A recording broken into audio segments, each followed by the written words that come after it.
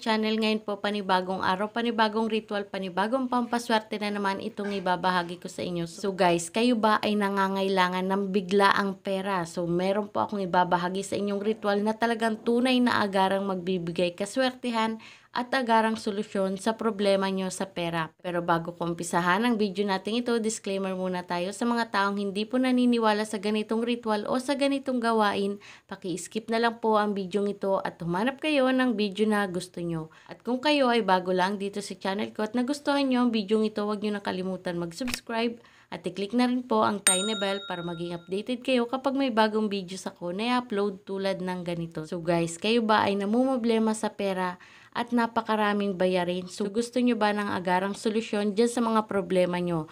So ito lang yung kailangan natin dito sa ating ritual na ito. Kailangan natin dito ng kulay white na papel. Ayan guys. At kailangan natin dito ng kulay dilaw na kandila. Yellow po yung ating gagamitin. Kung walang yellow, pwede po ang kulay green o kaya kulay orange na kandila. At kailangan din natin dito ng pang-ukit o pin. At kailangan din natin dito ng punit-punit o durog na dahon ng laurel. So, ayan. At syempre, kailangan din natin dito ng pansinde. So, pwede po kayong gumamit ng lighter, posporo, kung ano man ang pansinding meron kayo dyan. At ganito lang ang inyong gagawin. Kapag kumpleto na lahat ng kailangan nyo, dito sa ating ritual na ito, humarap lang po kayo sa silangan at dyan natin uumpisahan ang magandang uri ng ritual na ito na agarang solusyon sa problema nyo sa pera. So ganito guys ang inyong gagawin. Iukit nyo dito sa kulay dilaw o sa kandila na inyong gagamitin ang exact amount na kailangan nyo. So, halimbawa, kailangan nyo ng 20,000, isulat nyo lang dito. Kung saan lugar kayo o nasaang bansa kayo, yun amount doon o yung currency ng pera doon ang isusulat nyo. So, dahil nasa Pilipinas tayo, pesos o peso yung ating isusulat. So, isulat natin dito. Or isulat nyo dyan yung 20,000 kung yun yung kailangan yung pera. Ayan. Iukit nyo siya ng maukit na ukit. Yung talagang madiin. At habang inuukit ito guys, nagbi-visualize kayo na natutupad nyo na itong inyong pangarap na ito na meron na kayo nitong hawak. Humiling kayo dito na ito ay mapunta sa inyo. Hilingin nyo na makamit nyo ang amount na sinusulat nyong ito, agad-agaran ay makamit nyo yung amount na sinusulat nyo dyan. So, ayan guys.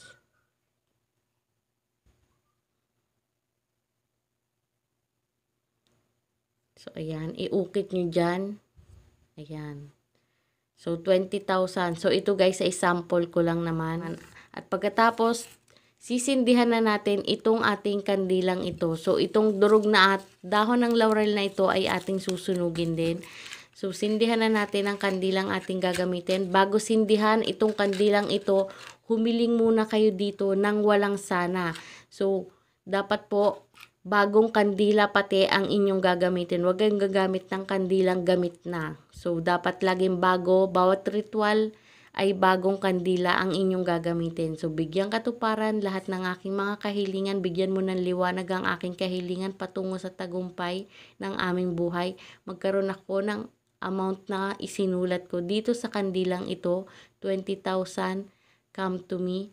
20,000, come to me. 20,000, come to me. I claim it, I claim it, I claim it. So, ayan guys. Tapos, sindihan nyo ito. So, dapat isang click lang hanggang 3 try ay sumindi na itong ating kandilang ito. Kung hindi siya sisindi, palitan nyo ng bagong kandila itong inyong gagawing ito. So, ayan guys.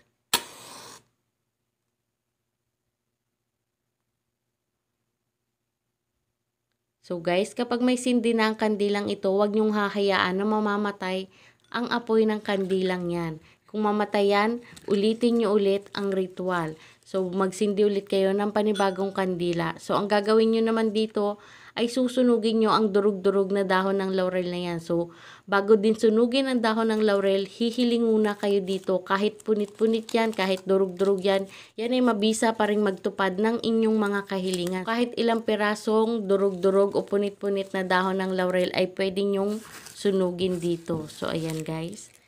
So, ayan. Kahit ilang piraso yan.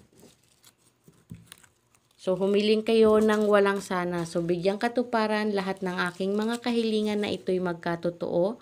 Pagkalooban mo ako ng maraming pera, bigyan mo kami ng magandang bahay, sasakyan, at magandang kalusugan, ilayo sa lahat ng kapahamakan, at umunlad ang aming mga negosyo, yung ganyan guys. At agaran ako magkaroon ng amount na isinulat ko dito sa kandilang ito, 20,000 come to me, 20,000 come to me, 20,000 come to me. I claim it, I claim it, I claim it. So, ayan. Tapos, sunugin nyo na ang dahon ng laurel na ito. At yung abo nito ay inyong iipunin sa isang lalagyan. So, pwede na rin po dito sa inyong pinaglagyang ito. Doon nyo na din siya ilagay. Ayan, guys. Yung abo nito ay pwede na rin na dito mo ilagay. So, ipunin nyo yung abo niyan kasi gagamitin din natin yan dito sa ating ritual na ito. So, wag niyong hahayaan na mamamatay ang kandilang inyong ginagamit dito sa ritual na ito.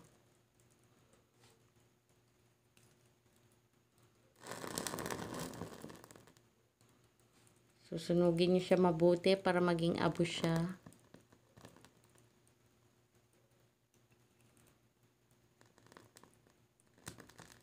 So, napakabango guys ng amoy ng dahon ng laurel at talagang sa amoy pa lang nito ay matutupad na ang iyong mga kahilingan kasi mawawala yung stress mo, yung mga ganyan.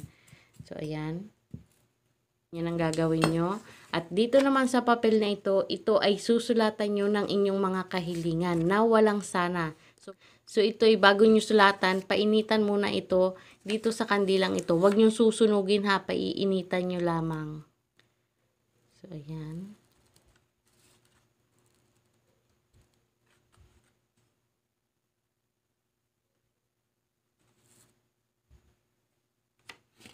So, ganyan ang gagawin nyo.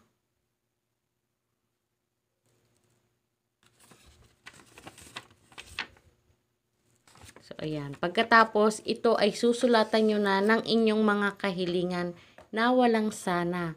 So, isulat nyo yung date kung kailan nyo siya ginawa. Tunay yung pangalan. Pangalan po nung taong gumawa. Buo po dapat.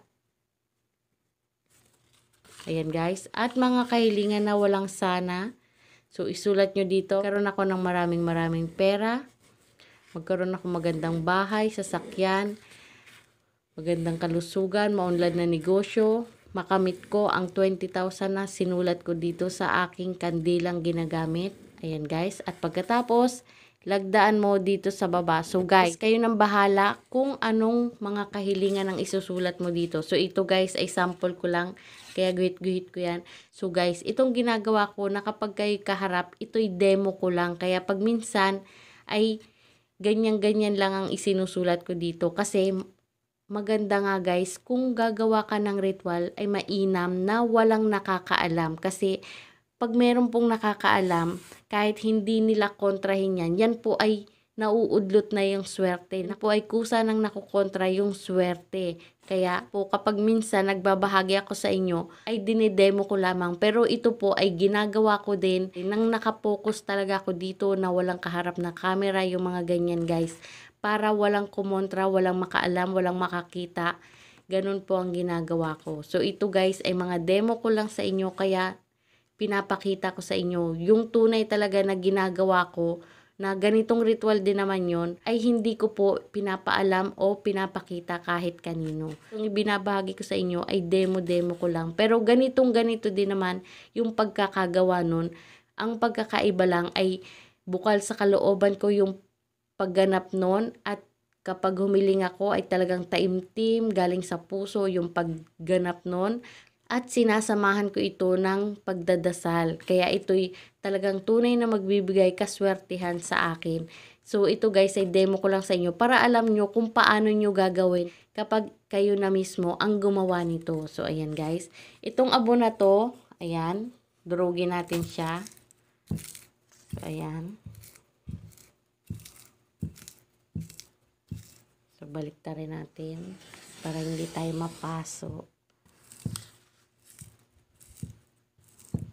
So guys, kapag gagawin nyo ito, nakaharap kayo sa silangan ha. So, ayan. Yung abo nito ay ilalagay mo dito. Ayan, sa loob. At ikakalat nyo siya dito.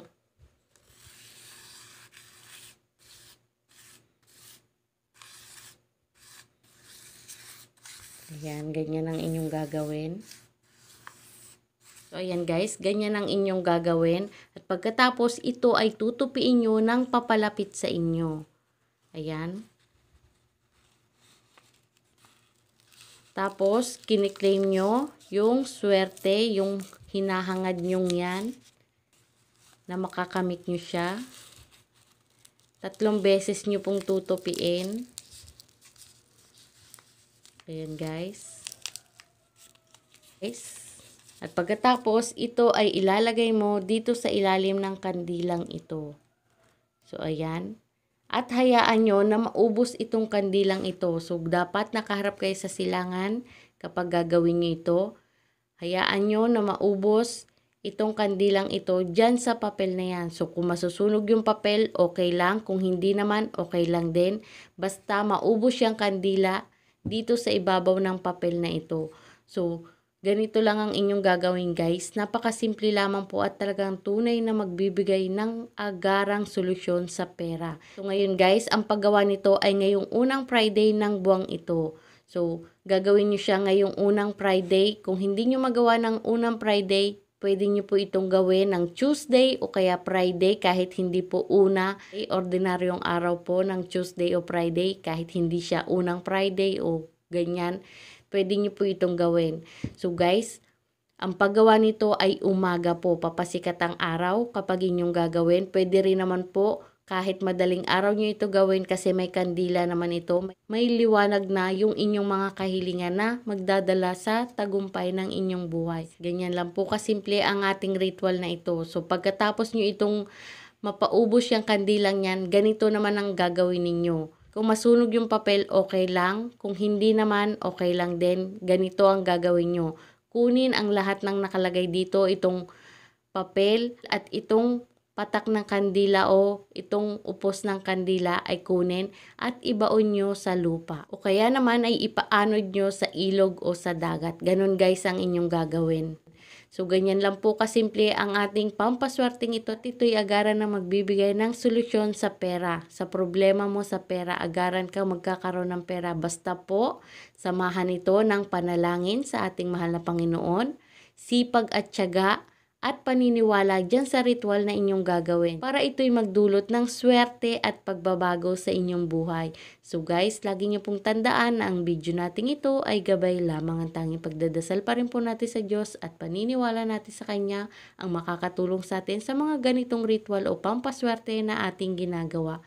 So lahat po ng bagay, pampaswerte man yan o hindi, dapat po samahan natin ito ng sipag at tiyaga at paniwalaan bawat ritual na inyong gagawin para ito'y magdulot ng swerte at pagbabago sa inyong buhay. So yun lang guys, thank you for watching at sana may natutunan kayo sa video ito.